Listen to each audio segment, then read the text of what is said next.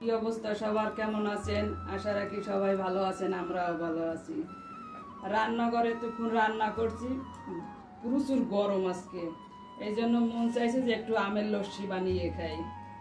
এই জন্য আজকে আমের লস্যি বানাবো আমি। আমরা একটু হাত দিয়ে কচলাইয়ে নিতেছি, ঢালে নিয়ে আমি টক দই দিয়ে করবো। টক গুড হয়ে গেছে, একটু লবণ দিব, একটু চিনি, পরিমাণ মতো সবকিছু দিয়ে দিয়েছি। এখন ব্লেন্ডারে ঘুরিয়ে আমি ব্লেন্ড করে নিয়েছি, এখন গ্লাসে ঢেলে খাবো।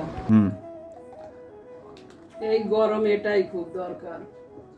রান্না বাড়া করে প্রচুর ঘেমে গেছি, এখন টেস্টি টেস্টি করে টেস্টি লাগছে। হ্যাঁ দাও ঠিক করে বাস। এই গরমে সেই স্বাদ আসলে অনেক সুন্দর হয়েছে। বন্ধুরা আপনারা ট্রাই করবেন।